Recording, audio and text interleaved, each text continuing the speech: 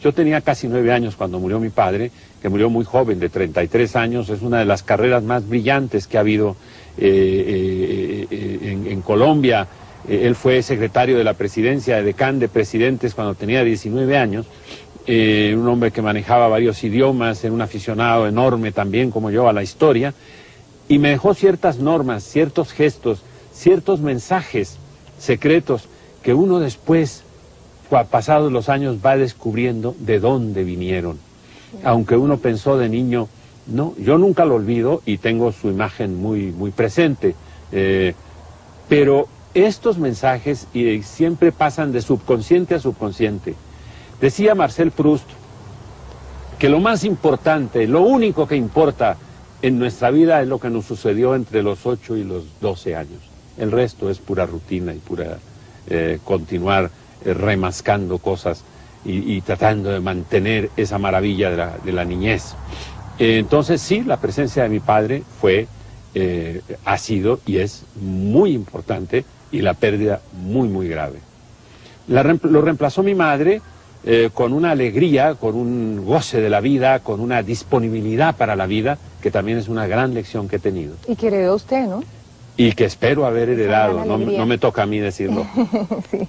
Maestro, hablemos un poquito ahora de Conrad, que para usted ha sido tan importante, porque usted ha dicho que fue una de sus primeras lecturas y que lo influyó mucho. De ahí proviene pues Macrol y toda aquella fascinación suya por el mar, por la aventura, por la fuga, por todo aquello que representa Macrol. Hábleme un poquito de eso. Eso es cierto, la lectura de Conrad fue para mí un deslumbramiento, pero siempre tengo que explicar por qué. Porque en los libros de Conrad encontré de nuevo una experiencia que de niño yo había tenido común y corriente para mí, que era los viajes desde Bélgica hasta Colombia en las vacaciones, en los barcos de entonces, que duraban mucho más tiempo que ahora, la vida en el barco, esa vida irresponsable, esa disponibilidad maravillosa que da el viajar en barco, ese tiempo que se nos ofrece gratis, espléndido. Después la llegada al trópico, sobre todo a Buenaventura, este trópico brutal, confuso, empobrecido y al mismo tiempo magnífico. Cuando leí ya mayor Conrad, dije, pero si esto es algo que yo he vivido. Ahora, Macrol viene realmente, para ser totalmente honesto, de Melville, el otro gran escritor que me ha influido muchísimo y que quiero inmensamente. Entiendo como influencia, desde luego, esta especie de paralelismo de mundos que salen del nuestro y se encuentran con uno gemelo, y entonces dice uno, vale la pena, este mundo vale la pena, este mundo está cargado de prodigios que ya en este hombre, que yo admiro tanto, se realizaron.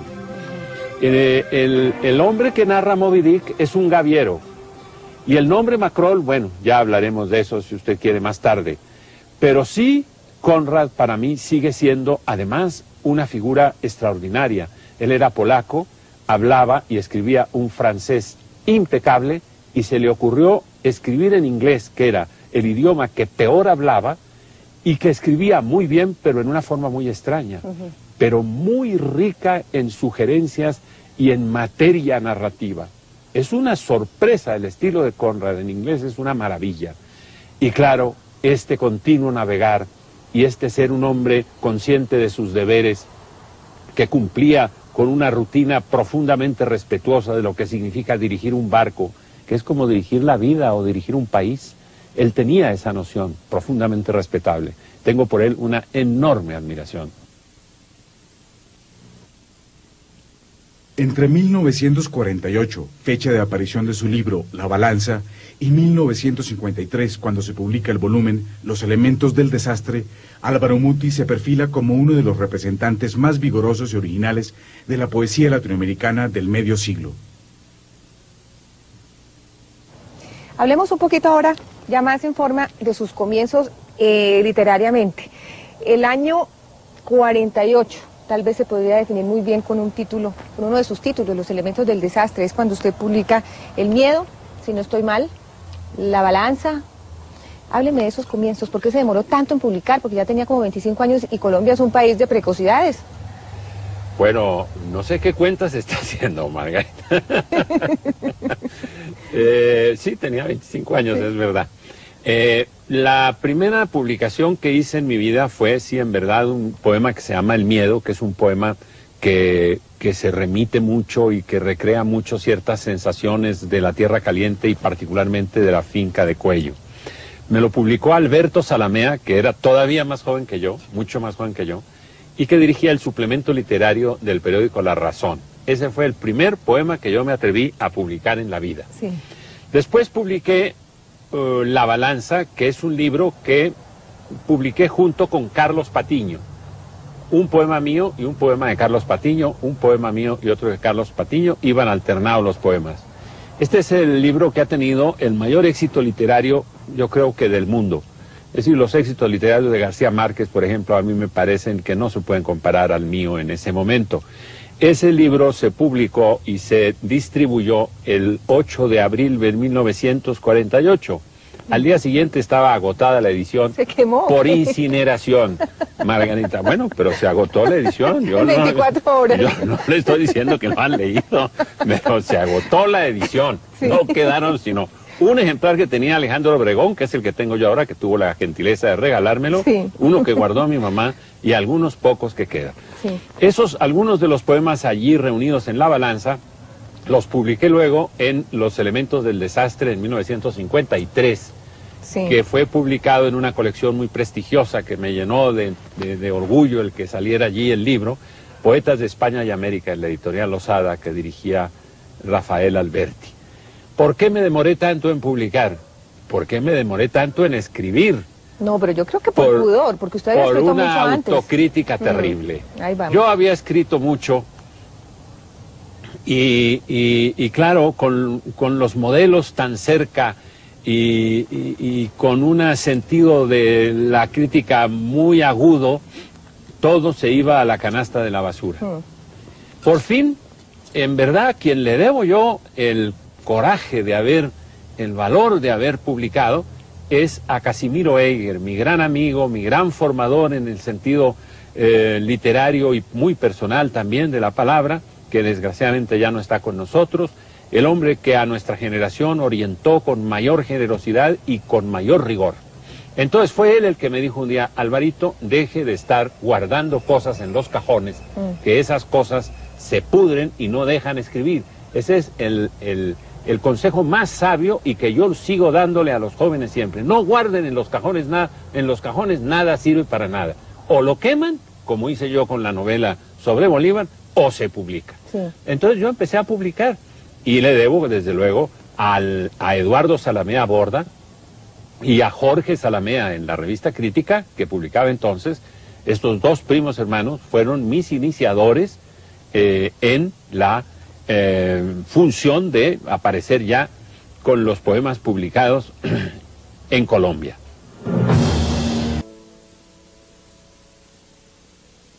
Cronológicamente hablando, ¿qué sigue después de esas publicaciones? Después publiqué la reseña de los hospitales de ultramar, que me publicaron en la revista Mito, estando yo ya aquí en México.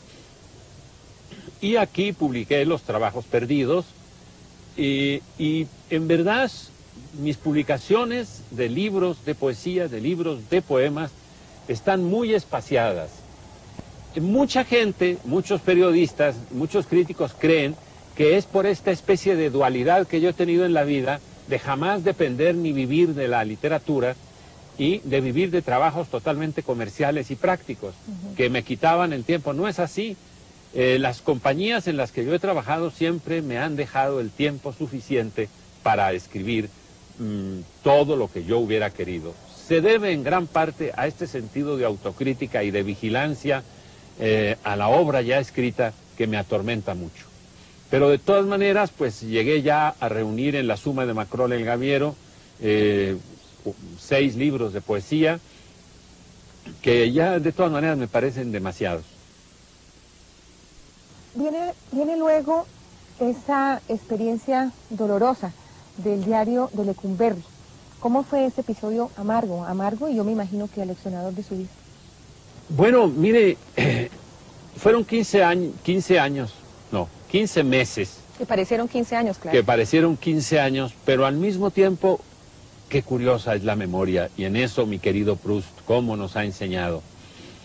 Hoy día lo recuerdo como una cosa tan interesante, tan entrañable, como un contacto tan directo, tan profundo con lo mexicano, con el dolor humano y con la verdad absoluta, porque sabe usted, yo he llegado a esta conclusión: en la cárcel y en la guerra ya no se puede mentir. Ya vivimos la verdad total, la realidad absoluta.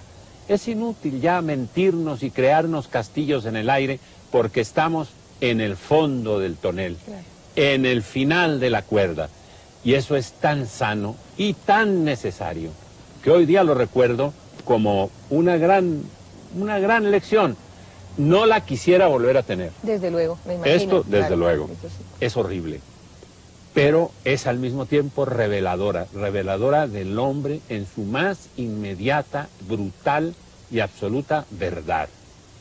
Por esto que le digo, porque ahí ya no hay ilusiones, ahí ya no hay yo fui tal cosa, yo soy tal cosa, no, usted está preso. Punto. Se acabó, sí, es desnuda la verdad. Entonces, eso es una maravilla. Traté en las páginas que salvé también de mucho incendio que cometí yo mismo, en el diario de Lecumberri, de dejar testimonio del paso por la cárcel, que recuerdo como un periodo formador y como un periodo que me sirvió mucho también para lo que escribí después. Pues de lo que escribió después, o no sé si fue allí mismo en ese periodo, algo que es exquisito, que es La muerte del estratega. Sí, lo escribí allí. Lo escribió allí. Lo escribí allí y es un cuento. A mí me gusta mucho que me elogien La muerte del estratega, porque es un cuento que yo quiero mucho. Usted se ha fijado que las mamás siempre quieren más y cuidan más al hijo más feo. Entonces a mí me da miedo con La muerte del estratega que mi preferencia por ese cuento sea por las debilidades que pueda contener. Pero en verdad es una historia que yo amo y que yo siento que en ella di lo más que yo puedo dar como escritor y como narrador. Y también con la cuota de poesía que quise poner allí y que espero que se note y que se sienta y que viva en esas páginas. Viene La muerte del estratega de mi interés por Bizancio, que es una de las grandes oportunidades que tuvo el mundo de ser absolutamente otra cosa, pero no nos centremos por ese mundo de la historia porque no tendríamos fin. Y la escribí adentro en la cárcel junto con 3 otros cuentos: Sharaya, Antes de que cante el gallo, y los mismos relatos de Lecumberri.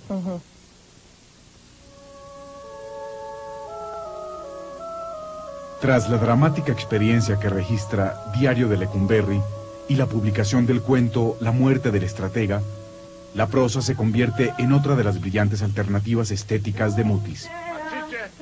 En efecto, la aparición de La mansión de Araucaima pone de presente la ampliación del universo literario del autor colombiano a través de una historia que reconcilia su concepto sobre la tierra caliente y el carácter telúrico, sensual y tórrido de sus personajes femeninos. Uno de ellos, La Machiche, inaugura la volcánica dinastía de mujeres que se harán célebres en las páginas de sus novelas.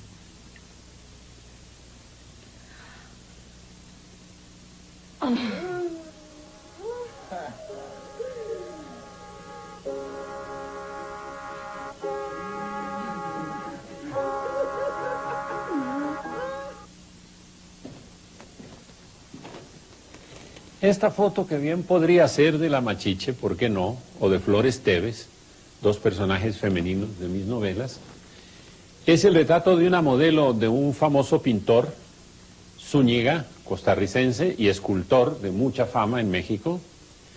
Es hecha por Antonio Reynoso, que después fue fotógrafo de cine, mucho tiempo fotógrafo de cine. Pero esta foto está en el Museo de Arte Moderno de Nueva York, y realmente es espléndida. La anécdota vale la pena contarla porque esta modelo llegó este mismo día, cuando se tomó esta foto, en 1936, a preguntar si un día podría trabajar de modelo. Y el fotógrafo le dijo en este mismo instante, o sea que fue tomada 20 minutos después de la llegada de esta mujer a pedir trabajo. Después fue la modelo, repito, de Zúñiga, tanto de sus esculturas como de sus pinturas, que son de fama ya internacional. Para mí representa un personaje femenino muy famoso.